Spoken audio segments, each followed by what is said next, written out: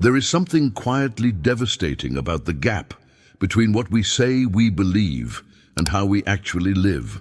Millions of people have read the words, "God is our refuge and strength, a very present help in trouble," and have nodded and have felt something stir inside them, and then have gone back to their anxious lives, checking their phones, reviewing their bank balances, running through worst-case scenarios in the dark hours before dawn.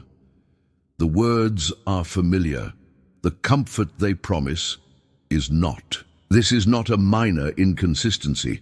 It is the central question of an examined spiritual life. If God is truly your refuge, why do you still reach for every other form of security first? Why does the announcement of financial uncertainty make your chest tighten? Why does a medical diagnosis feel like the ground opening beneath you? Why, in the small hours of the night, does the thought of losing what you love most feel utterly unbearable, as though there were no shelter anywhere in the universe that could hold you through it? The question is not meant to shame you. The question is meant to stop you, because there is a difference, a vast and life-changing difference between knowing that God is your refuge and actually living from inside that knowledge. Most people live in the first relationship. They know the words. They find them beautiful. They return to them in moments of crisis. But they have not yet discovered what it means to exist from the second place. To be someone for whom refuge is not something they reach for in desperation, but something they already stand inside of, steadily, quietly, without performance. Joel Goldsmith spent his life pointing toward that second place. He did not call it a destination, he called it a recognition, and the recognition he spoke of was not something that had to be earned or arrived at after sufficient spiritual effort. It was something that was already present, always waiting, not outside of you, but as the very ground of your being. This is the journey this writing invites you into.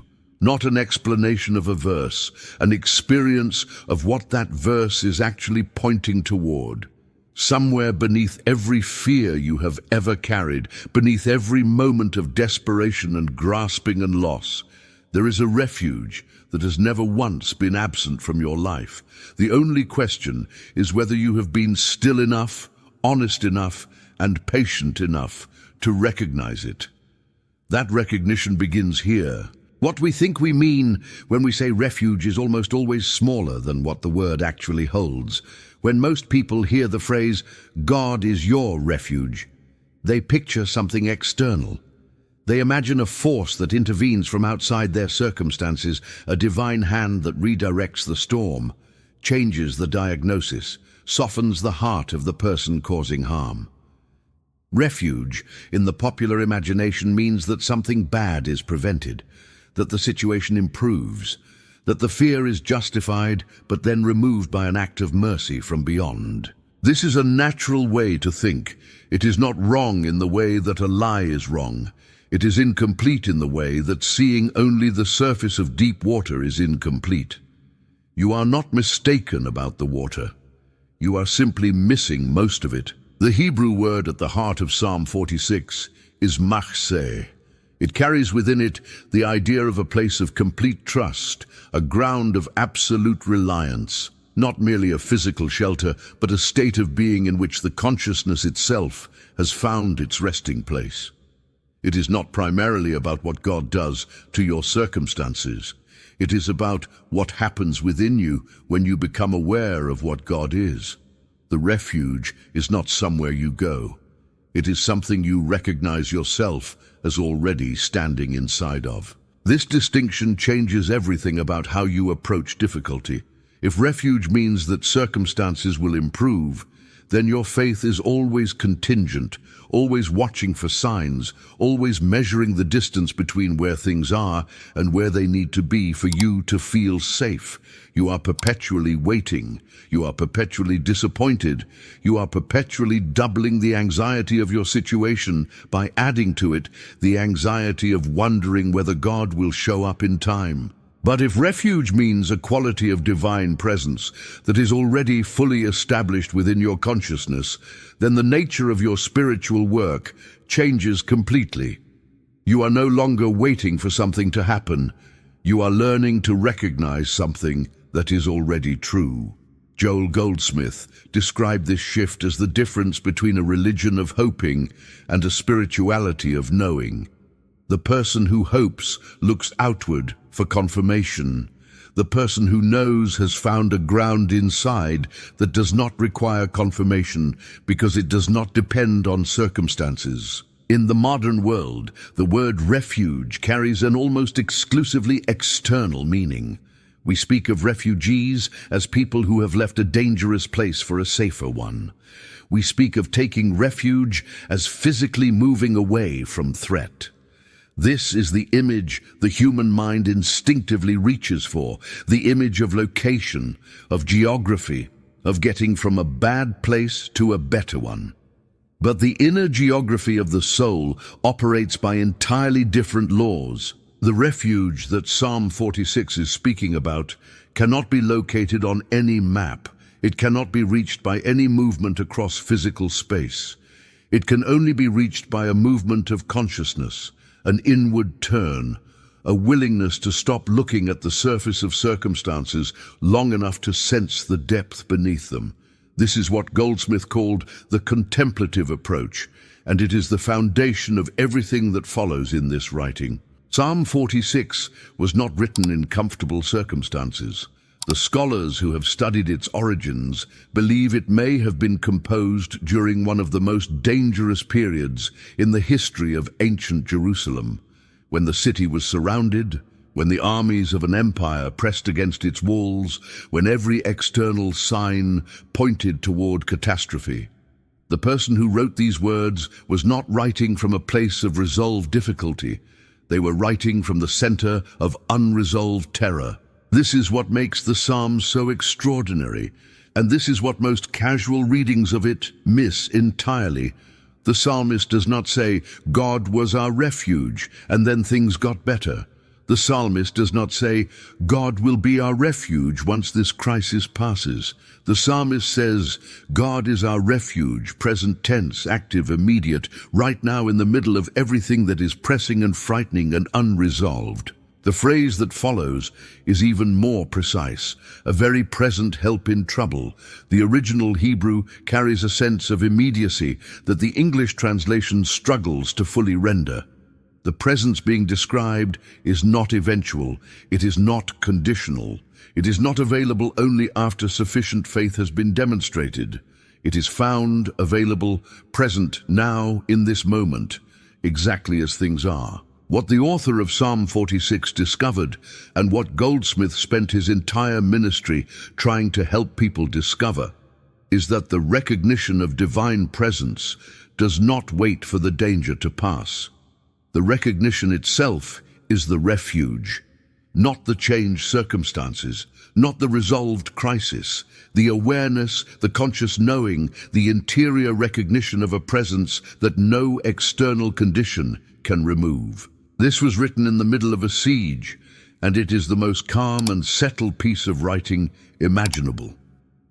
That calmness is not denial. It is the testimony of someone who found, in the middle of the worst possible circumstances, a ground beneath the circumstances that the circumstances could not touch. The three false refugees that human beings construct in the absence of this recognition are not exotic or unusual. They are the most ordinary things in the world. They are so ordinary that most people never question them, never examine whether they are actually providing what they promise, never notice how consistently they fail at the moment they are most needed. The first false refuge is control. The human mind, when frightened, responds by trying to manage every variable. It makes plans, backup plans, contingency plans. It performs endless calculations about probability and risk. It monitors situations with constant vigilance, watching for signs of danger, adjusting strategies, building walls and systems and safeguards. The effort is enormous. The sense of security it provides is always partial and always temporary, because control is never complete, and the mind that has made control its refuge can never truly rest. There is always one more variable to manage, one more scenario to account for, one more wall to reinforce. The person who has made control their refuge cannot receive genuine rest even when things are going well, because they know at some level they cannot silence that the safety they feel is contingent on circumstances remaining cooperative. And circumstances are never reliably cooperative. They shift, they surprise, they bring things no plan anticipated. The second false refuge is what might be called transactional spirituality. This is the refuge many sincere religious people build without quite realizing what they are building. It looks like faith. It involves prayer, devotion, and genuine feeling. But at its core, it is a relationship with God that is structured around exchange. If I am faithful enough, consistent enough, morally serious enough, then God will protect me from what I fear. Prayer in this framework is essentially a petition, a carefully worded request addressed to a distant authority, accompanied by the hope that the request will be honored. Goldsmith recognized this approach with compassion and addressed it with directness. The moment you approach God from a position of separation, the moment you position yourself as a petitioner, addressing a power that is outside of you and above you and potentially unmoved by your situation, you have already closed the door to the refuge you are seeking. Not because God is withholding, but because the refuge is not out there to be received. It is in here to be recognized. You cannot find it by reaching away from yourself. The third false refuge is perhaps the most subtle. It is the refuge of postponement. I will be at peace when this situation resolves. I will feel safe when the diagnosis comes back clear. I will rest when the financial pressure is behind me. I will stop being afraid when the relationship is healed. This is the most seductive false refuge of all because it feels reasonable. It feels like appropriate responsiveness to real circumstances. It feels like the only honest position available. But it contains a hidden assumption that destroys any possibility of genuine peace. It assumes that peace is a condition produced by favorable circumstances, and that assumption, once made, ensures that peace will always be just ahead of you, always one resolution away, always dependent on the next thing going right. The person who has made this their refuge will spend their life chasing a peace that keeps retreating because the terms they have set for peace can never be permanently fulfilled. The true refuge does not work this way. It is not produced by circumstances. It is not revealed by circumstances changing. It is a quality of presence, a dimension of consciousness that exists independently of whatever is happening in the outer world. And encountering it requires a different kind of movement entirely. There was a moment in the life of the prophet Elijah that carries this teaching with an intimacy that no theological argument can match.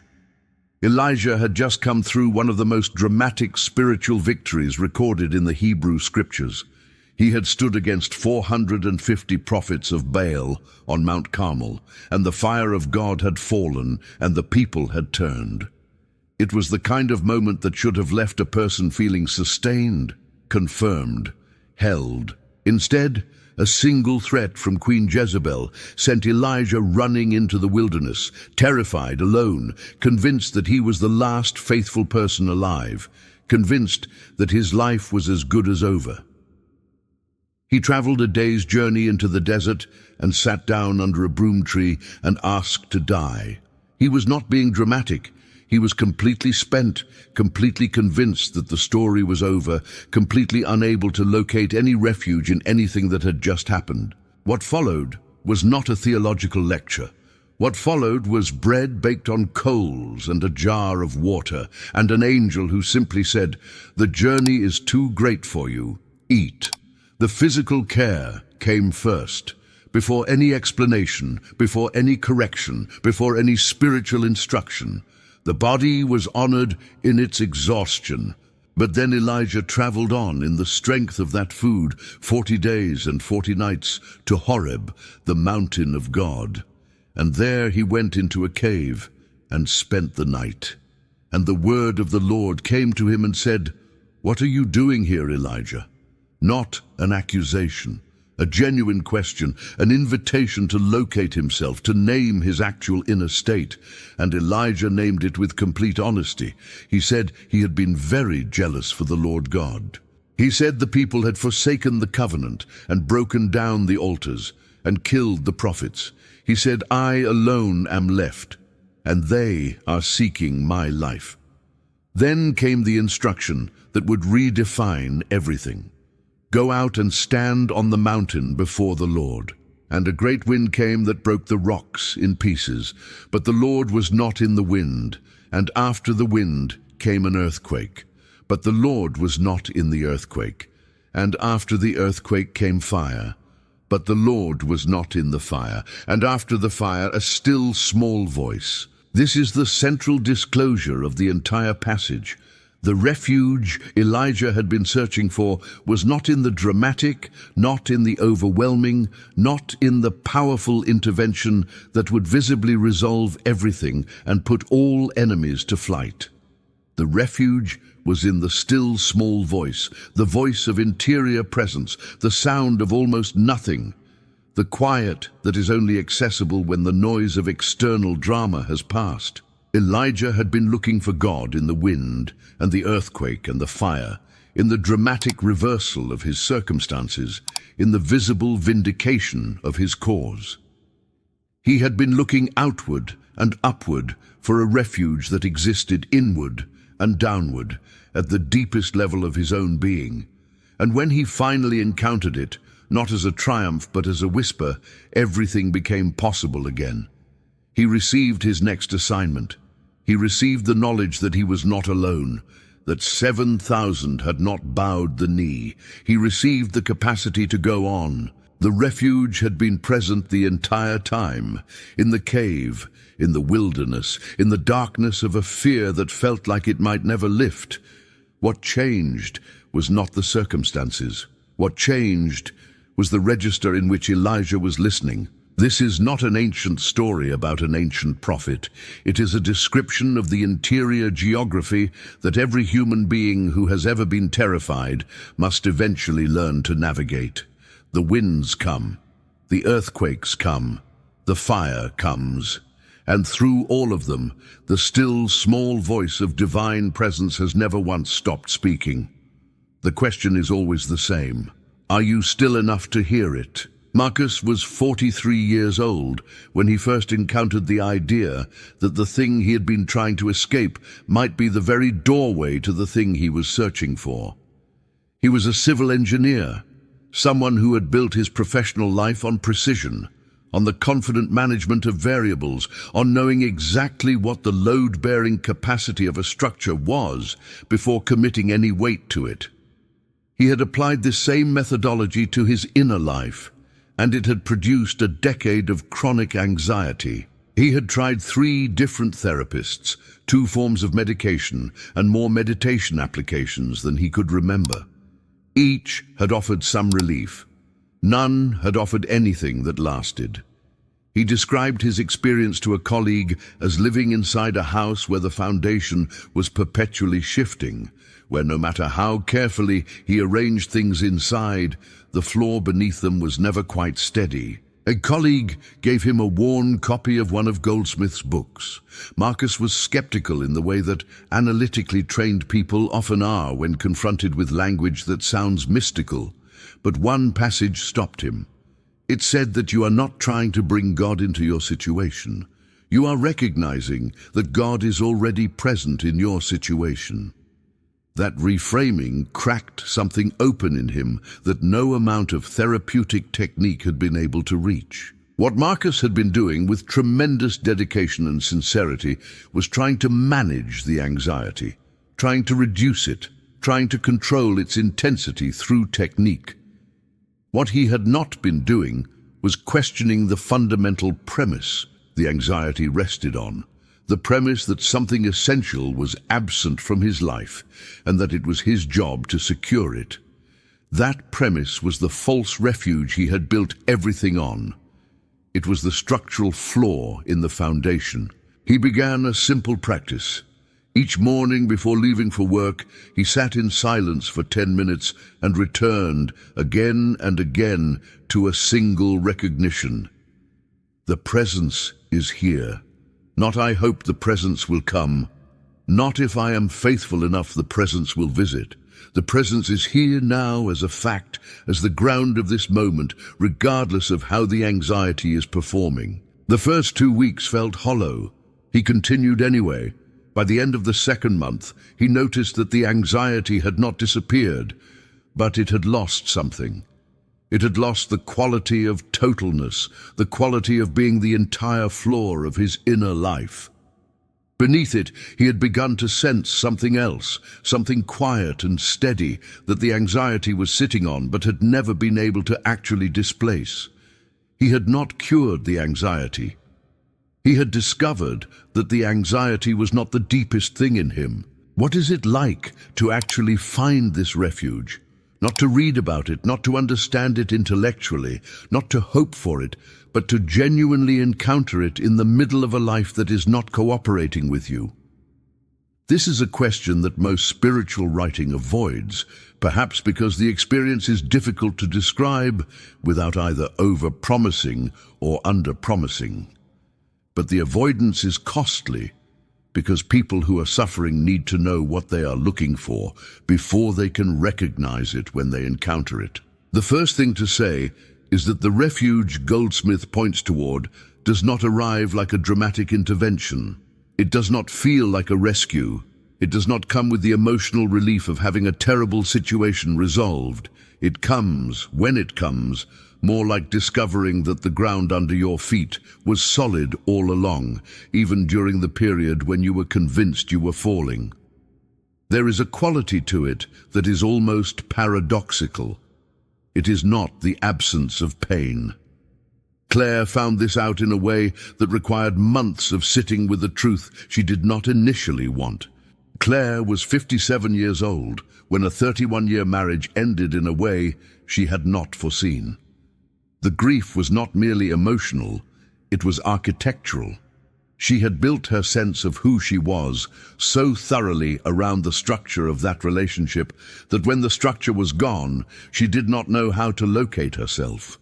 She described the experience to a friend as feeling like a house that had been evacuated, rooms still furnished, familiar objects still in their places, but no one living there anymore. A friend gave her a book. She read it slowly, sometimes returning to the same paragraph for several days, turning it over the way you might turn a stone in your hands. One concept kept returning to her. It spoke of a place in consciousness where the identity is rooted in something that cannot be removed by any human circumstance. Not a coping strategy, not a comforting thought, an actual reality of being. She began sitting each morning, not trying to feel better, not trying to release the grief or transcend it or arrive at some more peaceful emotional state. She was practicing, as carefully as she could manage, what Goldsmith called resting in the I am, the simple recognition of her own undisturbed spiritual existence beneath the pain. Some mornings nothing shifted. She continued anyway, not because she felt the practice was working, but because something in her recognized that the alternative was to keep looking for her identity in a place where it no longer lived. 3 months into the practice, Claire described what she called a quiet revolution. The grief had not vanished. It would not have been honest for it to vanish. She had loved genuinely and deeply for 31 years, and that love deserved to be honored in its loss. But something else had become available to her that had not been available before. Beneath the grief, she had found something that the marriage had not given her and the divorce had not taken from her. A self that was not contingent on being loved by any particular person. A ground of identity that turned out to have been there all along, simply unnoticed because she had never needed to look for it. This is the refuge Psalm 46 is speaking about. Not the end of difficulty, the discovery of what difficulty cannot reach. There is a passage in Psalm 23 that deserves to be read alongside Psalm 46 because it clarifies something that many people miss about the nature of divine protection. The psalmist does not say, "Though I walk around the valley of the shadow of death, I will fear no evil." The psalmist says, "Though I walk through it," through, not around, not above, not at a distance from which the shadow cannot reach, through. This is one of the most important words in the entire theological vocabulary of refuge. God's protection does not manifest as exemption from the valley. It manifests as companionship within it. It manifests as a presence that walks with you into what you most fear, that does not promise to remove the difficulty, that does not offer escape, but offers something more dependable than escape.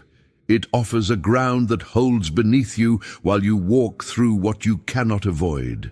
Joel Goldsmith was uncompromising on this point, and it is one of the places where his teaching is most important to hear clearly. The spiritual life does not immunize you against loss, against illness, against the death of people you love, against the collapse of things you have built. Anyone who teaches otherwise is offering you a false refuge, one that will shatter precisely when you need it most. What genuine spiritual practice offers is not immunity. It is depth. It is the gradual discovery of a dimension of your being that circumstances cannot reach. Not because you have been shielded from circumstances, but because you have found something beneath them that is more fundamental than anything that can happen on the surface of life. Daniel was 31 years old when a medical diagnosis reordered everything he thought he knew about the structure of his life. The doctors were careful, serious, and honest about the uncertainty of what lay ahead. The fear that arrived with their words was, in his own description, louder than anything else he had ever heard inside himself. It was not the volume of a passing thought. It was the volume of something that had taken up permanent residence. He had always thought of himself as a spiritual person, though he had never built a consistent practice. He found Goldsmith's writings during a sleepless night, searching for something he could not quite name. What struck him, and what surprised him, was not the promise of miraculous healing. Goldsmith never made such promises, and Daniel, in his state of raw honesty, would not have trusted them if he had. What struck him was the invitation to experience divine presence as an unconditional fact, rather than as a contingent hope. Not, God will be present if I pray the right way. Not, God will be present if my faith is strong enough. God is present now, regardless of the diagnosis, regardless of the fear, regardless of every appearance that suggests otherwise. That distinction was not emotionally satisfying in the immediate moment. Unconditional facts do not always feel comforting when you first encounter them, but it felt true in a way that comfort alone could not offer. And that truthfulness was what Daniel needed to hold on to. He built what he called his inner sessions, twice a day, sitting in silence, consciously directing his attention away from the diagnosis and toward the recognition of spiritual wholeness already present. He worked with one of Goldsmith's central instructions to release the appearance and rest in the reality. Some sessions felt like genuine contact with something living beneath the fear. Others felt mechanical and dry. He continued both kinds with equal faithfulness. He worked in full partnership with his medical team throughout this entire period. The inner practice was never offered as a substitute for professional care. It was a parallel track, a track of consciousness work that ran alongside the track of medical treatment. What shifted, slowly and without drama, was not the diagnosis, but the quality of presence Daniel brought to each medical appointment. He arrived less as a person being managed by his fear, and more as a person who had found a place inside himself from which he could participate fully in his own care. The fear did not disappear, but it was no longer the only thing in the room. The three practices that Goldsmith taught for accessing this refuge are not mystical techniques in any exotic sense. They are simple, almost severe in their simplicity, and their power comes entirely from sustained repetition over weeks and months, rather than from any complexity in the technique itself. The first practice is what might be called the still turn. Each morning, before any engagement with the outer world, before the phone is checked, before any conversation begins, before the demands of the day have been allowed to establish their urgency, you sit. You do not adopt any special posture. You do not regulate your breathing according to any system. You simply sit and turn your attention inward, the way you might turn your face toward a source of warmth, not grasping for it, not commanding it to appear, but orienting yourself toward it with quiet intention. Then you speak one statement of recognition, not a petition, not a request, a recognition. Something as simple as, "The refuge of God is here. It is fully established within me. I rest in this reality." You say it once, then you become still and allow it to settle, the way a stone settles to the floor of clear water. You do not analyze it. You do not grade your performance. You simply remain with it for 10 minutes and then you begin your day. Within the first week, most people feel very little. Within the second and third week, something begins to shift that is difficult to name, but unmistakable in its quality. A subtle but persistent groundedness begins to accompany the day. Not ecstasy, not dramatic peace, more like the difference between walking on a surface you are not sure will hold and walking on a surface you know will hold. The outer circumstances have not changed. Something in the depth of your orientation to those circumstances has begun to stabilize. The second practice is what Goldsmith called impersonalization.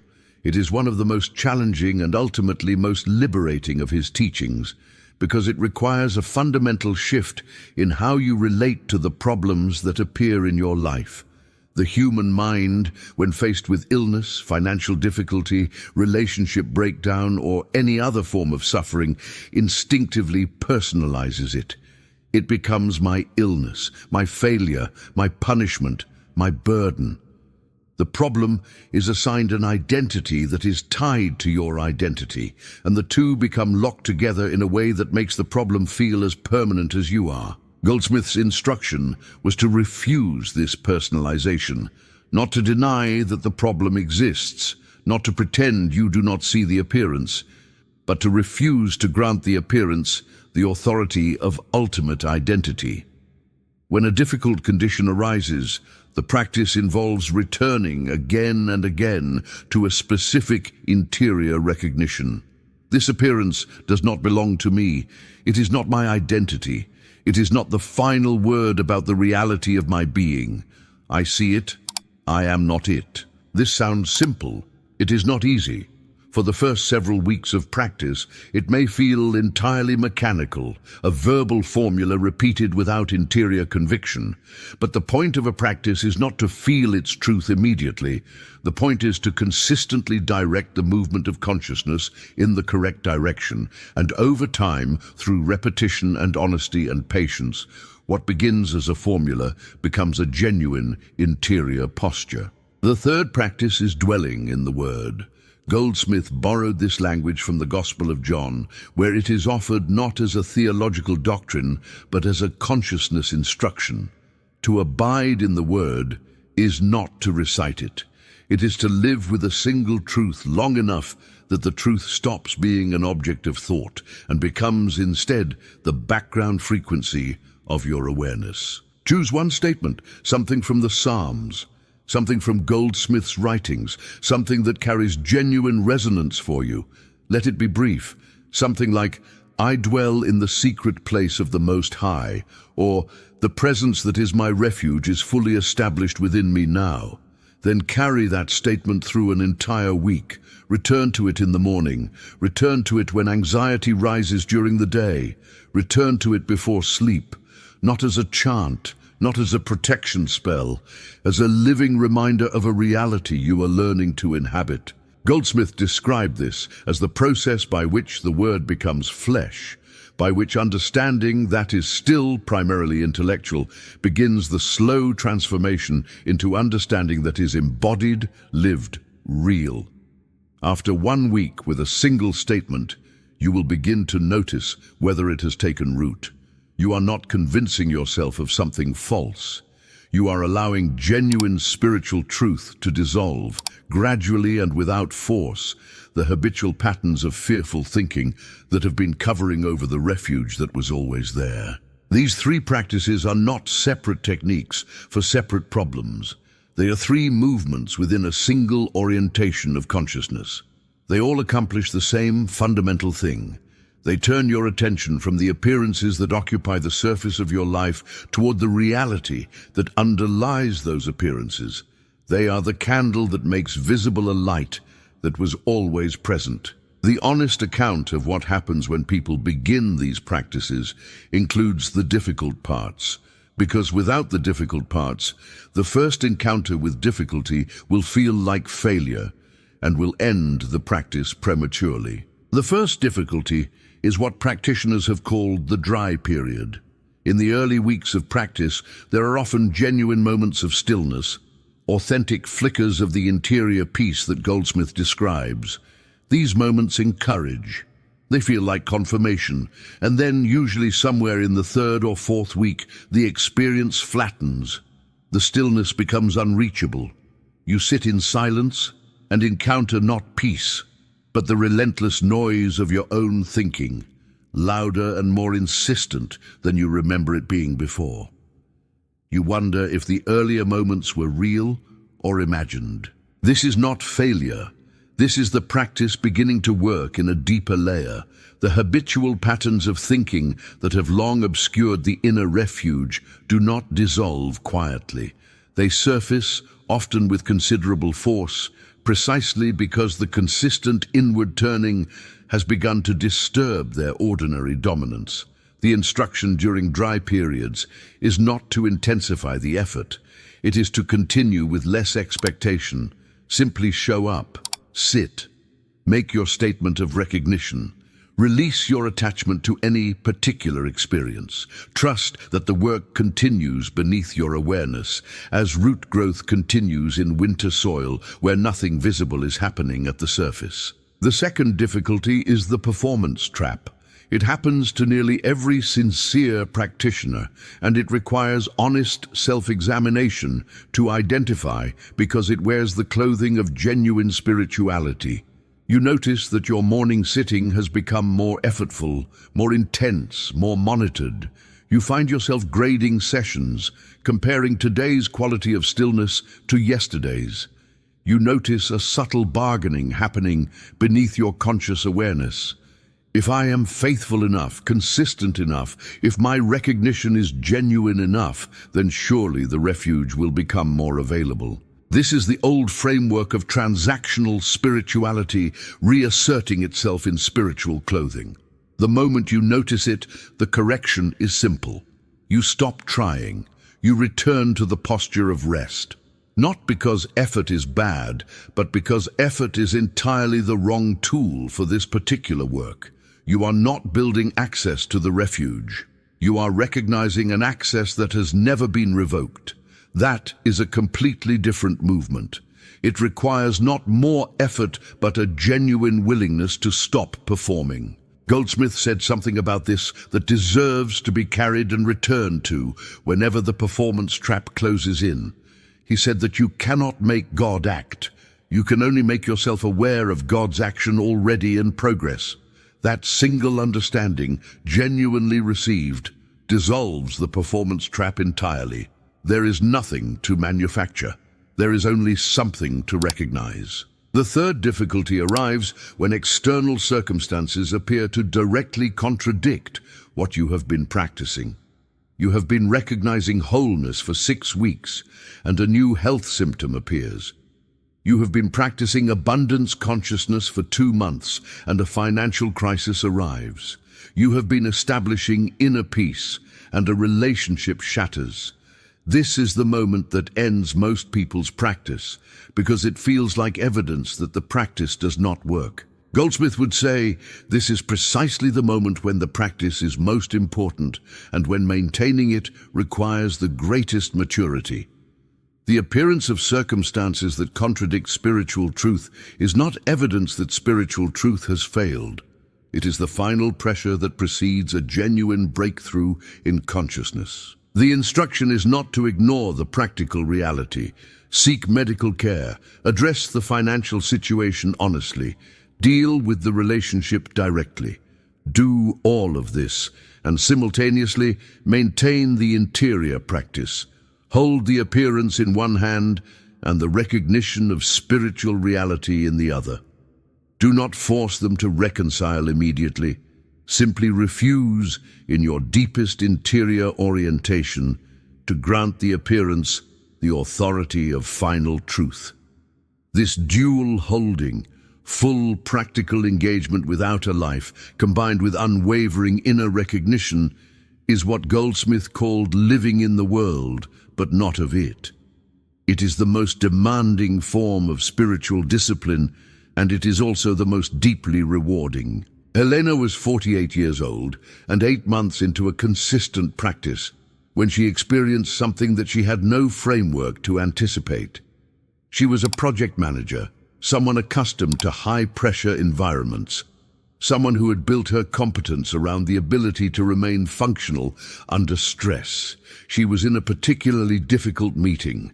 Deadlines were colliding, conflict was present, pressure was arriving from multiple directions at once. And then, in the middle of the tension, something unexpected happened. She became aware of a quiet center beneath the noise, a stillness that was entirely unaffected by what was happening around her. It lasted perhaps 20 seconds. She described it afterward as a window opening inside a storm. She had not created that stillness through an act of will. She had not paused the meeting to meditate. The stillness had simply appeared as a natural expression of the consciousness she had been building through months of morning practice. The inner refuge had followed her into the room. This is what integration feels like when it begins to happen. Not a dramatic moment of enlightenment, a 20-second window in the middle of an ordinary, difficult day in which the refuge that had been a morning destination revealed itself as a permanent undercurrent. She continued her practice. The windows became longer. The undercurrent became more accessible.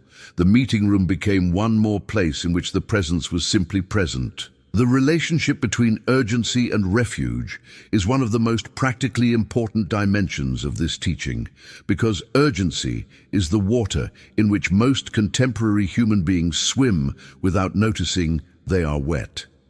The pressure of not enough time, not enough resources, not enough achievement, not enough security runs as a continuous background frequency through most modern lives. It is so pervasive that it is often mistaken for simply the texture of adult existence. Kyle was 39 years old and had built his professional identity almost entirely on the architecture of urgency. Every moment that was not productive felt like a betrayal of the potential he was responsible for realizing. He moved fast, decided fast, recovered fast, and had an anxiety about the passage of time that was so constant he had stopped noticing it the way you stop noticing a sound that has been playing long enough. A mentor gave him Goldsmith's writings. What disrupted him was not the mystical language, it was the practical insight that his anxiety about time was itself the greatest single obstruction to the creative clarity he was working so hard to access. He was using urgency as a kind of fuel, not realizing that urgency was also poisoning the water he was trying to drink from. He began practicing what he called releasing the outcome to God, not as a withdrawal from responsibility, but as a daily, deliberate unclenching of the grip he maintained on specific results. The early weeks felt like trying to stop breathing. The urgency had been so foundational that without it he did not quite know who he was. He continued. 4 months into the practice, he described a paradox that surprised him completely. As he loosened his grip on outcomes in his inner life, the quality of his work improved. The frantic pace gave way to a focused clarity that produced better outcomes with significantly less suffering. The urgency had not been his engine. It had been his anchor. The wound that will not forgive is one of the places where the teaching of refuge encounters its greatest test. Because resentment, deep resentment, resentment earned through genuine harm, does not yield to spiritual theory. It does not respond to being told that forgiveness is spiritually advisable. It requires an approach that takes the reality of the wound seriously, while also offering a way through that does not depend on the person who caused the harm doing anything differently. Goldsmith's approach to forgiveness is not sentimental. He does not ask you to minimize what happened, to pretend the harm was smaller than it was, to perform a magnanimous release that your interior state does not actually support. He asks something both simpler and more radical. He says that at the deepest level, forgiveness is not primarily something you do toward another person. It is a shift in your own consciousness. It is a decision to stop allowing another person's past action to continue defining the current reality of your inner life. The harm was real. The person may be entirely unrepentant. Justice may never arrive, and none of that needs to change for you to claim your own interior freedom, because the refuge you are seeking cannot be withheld by anyone else's failure to behave correctly. It is not located in them. It is located in you, in the dimension of your consciousness that no one else has access to, the dimension that only your own recognition can open or close. Elena was 52 years old when a serious betrayal in her professional life left her carrying resentment with a tenacity that surprised her. 3 years had passed. The situation had resolved externally, but inside she remained locked in a replay, returning again and again to what had been done and what had never been acknowledged.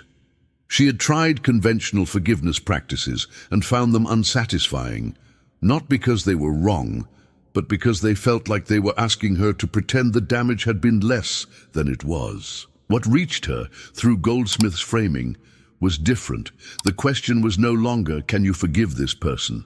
The question was, are you willing to stop allowing this person's past action to occupy the center of your inner life indefinitely? Are you willing to reclaim that interior space, not for their sake, but for yours? Your freedom does not live in their remorse. Your freedom lives in your own consciousness, and you can claim it now, regardless of what they do next. She did not forgive in a single session. The process took 5 months of deliberate inner work, specific sessions in which she practiced recognizing the other person's spiritual identity, their deeper reality beyond their harmful actions, while simultaneously practicing a refusal to define herself by what had been done to her. The resentment did not melt. It thawed, slowly, the way ice thaws, with many setbacks and cold reversions. When it finally released, the experience was not primarily emotional generosity toward the person who had harmed her. It was the recovery of her own interior freedom. The refuge she had been unable to access because the resentment had been standing in the doorway finally became available again. Grief is the place where the teaching of refuge is most tenderly important and most easily misunderstood, because false consolation is perhaps the cruelest gift you can offer a person in deep grief. Telling someone who is devastated that God is their refuge in a way that implies that the devastation should therefore be manageable or brief is not a spiritual offering. It is a spiritual avoidance. Goldsmith honored grief with unusual seriousness. He did not hurry people through it. He did not treat it as a spiritual failure to be corrected. He recognized it as the natural and appropriate response of a consciousness that has loved genuinely and now faces the loss of the form through which that love was expressed. And within that honoring, he offered something that was neither consolation in the shallow sense nor avoidance of the reality. He offered the recognition that what is most essentially real about any beloved person, the quality of their presence, the truth of who they were in their deepest nature, is not located in the form that has been lost. It is located in consciousness, and consciousness is not subject to death. The relationship does not end. The form of the relationship changes, and while that change is genuinely painful, genuinely disorienting, genuinely worthy of the grief that accompanies it, the loss is not total. The love that was given and received continues as a living reality in the consciousness of those who carried it. Bernard was 64 years old when the loss he had been quietly dreading for years arrived without warning, as such losses often do. He and his wife had been married for 38 years. She was not simply the person he loved most. She was the framework through which he had organized his experience of being alive. When she was gone, the grief was not a feeling among feelings. It was an erasure of the world as he had known it. A friend who had been studying Goldsmith's teachings for years sat with Bernard in the weeks after the death. He did not offer theological explanations. He offered presence, and at the right moment, quietly, he offered one thing more. He said that Bernard's wife was not absent from his consciousness. Her love, her truth, the spiritual reality of who she was as present in him now as it had ever been in the years they had shared a home and a life. The form was gone. The presence was not. Bernard heard these words, and they meant nothing to him. He was too deep in grief for meaning to penetrate. He held the words anyway, carried them through the early weeks when nothing spiritual had any traction, returned to them when the first unbearable acuteness of grief began to modulate just slightly into something that could be lived inside of. 2 months after her death, something in him began to shift. Not a resolution of grief, not a transcendence of loss, but an experience of grief that had, as he described it, a flaw under it. He was still sorrowing. He was no longer falling. The refuge had not removed his grief. It had given his grief a ground to stand on. David in the wilderness is not the story of the king of Israel on his throne. It is the story of a man who had been promised everything and was hiding in a cave. The ark from promise to palace ran directly through the desert, through years of being hunted by the very king he had been anointed to replace, through the experience of depending on caves and cliffs, and the loyalty of people who had also left everything behind to follow him. David had no kingdom in those years. He had no palace, no army, no security, no certainty that the anointing of God would ever be made visible in his circumstances. What David had in that wilderness was the practice of recognition. Read the Psalms he wrote during those years, Psalm 57, Psalm 63, and what you encounter is not the desperate cry of a man petitioning a distant God for rescue. What you encounter is the testimony of a man who had found God as refuge in the cave itself, who had discovered that the divine presence was not waiting for him in the throne room, but was fully present with him in the darkness. He wrote, "My soul thirsts for you, my flesh yearns for you, in a dry and weary land where there is no water. Thus I have seen you in the sanctuary, to see your power and your glory." The sanctuary he speaks of was not a building. The sanctuary was the interior dimension of his consciousness in which he had met the living God, not in the throne room but in the desert, not in triumph but in hiding, not in comfort but in the full weight of an uncertain and frightening life. There is a detail in Psalm 57 that carries the entire teaching in a single phrase. David writes, "Be exalted above the heavens, O God, and let your glory be over all the earth." And then, in the very next breath, he speaks of taking refuge in the shadow of God's wings until the destroying storms pass by. He is not asking for the storms to be removed. He is describing a quality of interior habitation, a rest within the storm, a refuge that is fully available while the danger is still real and present. This is the testimony that becomes the foundation of Psalm 46. It was not written in retrospect from the safe distance of resolved crisis. It was written from inside the ongoing reality of people whose lives were genuinely threatened. And it says, God is our refuge and strength, a very present help in trouble, present, not eventual, available, not pending, found, not merely hoped for. The wilderness is where the practice of recognition is forged. The wilderness is where the distance between the promise and the fulfillment is longest and darkest. And the wilderness is, therefore, the very place where the refuge reveals itself most completely, because in the wilderness you have nothing else to depend on. All the false refuges are unavailable. There is only the recognition of the presence or the absence of anything at all. David chose recognition, and that choice, made in a cave, forged the interior foundation from which an entire kingdom would eventually be built. Not the other way around. The refuge came first. Everything else followed. Serena was 36 years old and had no particular framework for what happened to her in the third hour of a night she could not sleep through. She was an architect, someone who had built her sense of professional competence and personal worth on a foundation that, over the course of 6 months, had simply given way. The company she had worked for had collapsed. Her marriage was fracturing under the pressure of financial stress and diverging priorities. Her mother had received a diagnosis that made every future plan uncertain. 3 losses arriving together, none of them complete, all of them ongoing, all of them pressing on her simultaneously. She was not, by her own description, a religious person in any serious sense. She had been raised in a family that attended services on significant occasions and used the word God the way most people use it, as a general expression of hope or gratitude that carried no particular interior content. She had never developed a practice. She had never explored what she actually believed about the nature of divine presence. She had been too busy, and the question had never before felt urgent enough. On the night in question, she was sitting in the dark of her kitchen at 3 a.m, having tried and failed to sleep for the 2nd consecutive night. She had passed through the phase of active crying.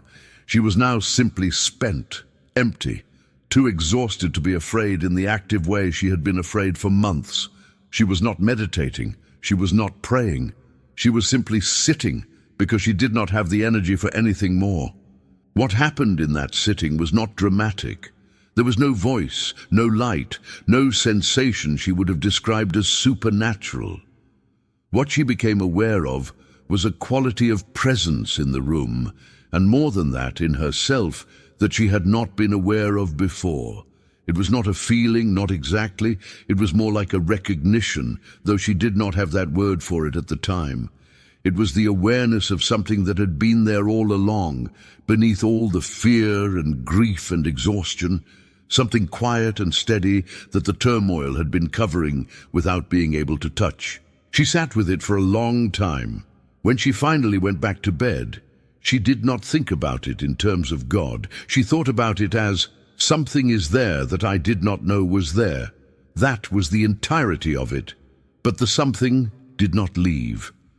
Over the following weeks, as the practical crises continued, she found herself returning, in moments of particular pressure, to an interior reference point she could not have named before that night. It was as if her consciousness had been given a new address, one that existed independently of whether the outer address was stable. A colleague mentioned Goldsmith in the context of an entirely different conversation. Serena followed the reference. She read, and she found language for what had happened in her kitchen. Goldsmith wrote about the recognition of divine presence as something that is not created by spiritual practice but revealed by it. Not a new reality introduced into consciousness, but an existing reality that fear and distraction have been covering. When Serena read those words, she knew with a certainty that had nothing to do with intellectual agreement that this was what had happened to her. The presence had been there all along. The exhaustion had accidentally stripped away enough of the covering for her to sense it. She began a practice, not from a position of faith built on doctrine, but from the direct evidence of her own experience. She began with the still turn each morning.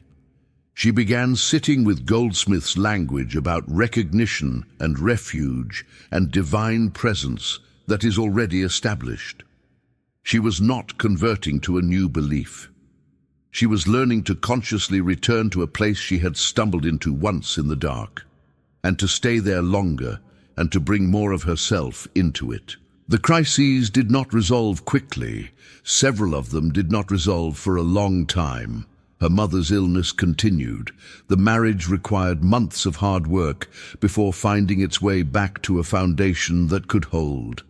The professional life required rebuilding from a smaller base, but throughout all of it, Serena carried something she had not carried before, not a belief that everything would be fine, but the awareness of a refuge that remained constant, regardless of whether everything was fine or not. This, she said much later, was the thing she had not known she was missing.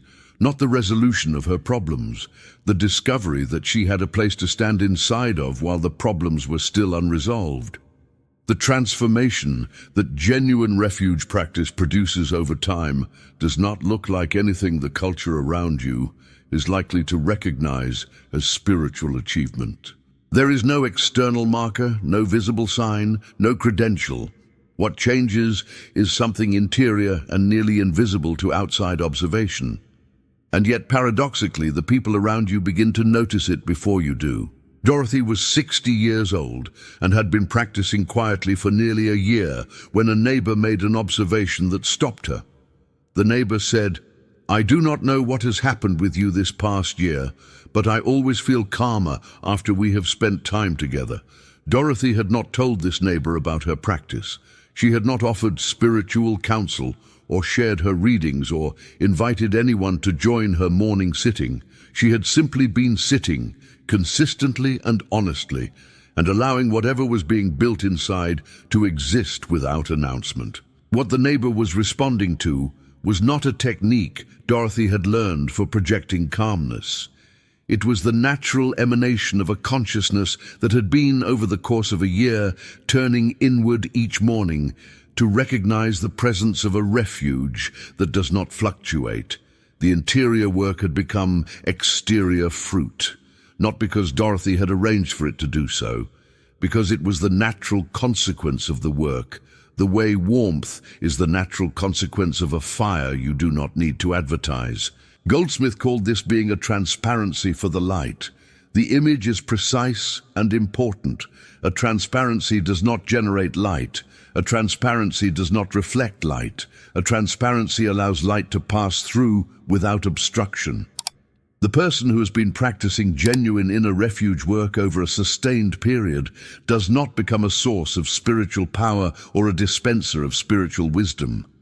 They become someone through whom the presence that lives in the interior reaches naturally and effortlessly into every room they occupy, every conversation they have, every encounter they are part of. This is what it looks like when refuge becomes identity rather than destination. Not the absence of challenges, not the permanent state of elevated feeling, but a quality of groundedness that other people can feel, that speaks to something in them they did not know they were hungry for, that serves as a kind of silent reminder of what is possible when a human being has found the place inside themselves that no circumstance can reach. Now we return to the beginning. God is our refuge and strength, a very present help in trouble. You have traveled a long way since reading those words for the first time in this piece. You have visited the wilderness with Elijah and waited in the cave with David and sat in the dark kitchen with Serena at 3 in the morning. You have followed Marcus into his morning practice and accompanied Claire through the slow reconstruction of her identity, and stayed with Daniel through the sessions that felt dry and the sessions that felt alive, and honored the grief that Bernard carried with a flaw gradually forming beneath it. You have watched the resentment Elena carried for 3 years finally release, not as a gift to the person who harmed her, but as the recovery of her own interior freedom. What all of these paths have in common is not the nature of the difficulty. The difficulties are entirely different. What they have in common is the direction of the movement. Every one of these people, at some point in their particular darkness, turned inward rather than outward, turned toward recognition rather than toward petition, turned toward the presence that was already established within them, rather than reaching upward toward a power they imagined to be elsewhere. And what they found, each of them in their different ways and through their different depths of confusion, was the same thing. They found a ground beneath their circumstances that their circumstances could not displace.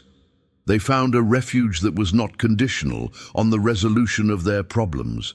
They found the living reality of what Psalm 46 is actually pointing toward, a very present help, not eventual, not contingent, not available only after sufficient struggle. Present, now, in the very middle of the trouble. This is what Goldsmith spent his life making available, not a doctrine about God's protection, not a technique for calling divine power into service of human desires, a recognition, the most fundamental recognition available to a human consciousness, that the divine presence is not somewhere else, it is not waiting to be summoned, it is not withholding itself until conditions are met. It is fully established within the very being of the person reading these words in this moment, regardless of what that person's outer life currently looks like. The recognition is the refuge. Not after the recognition arrives some benefit.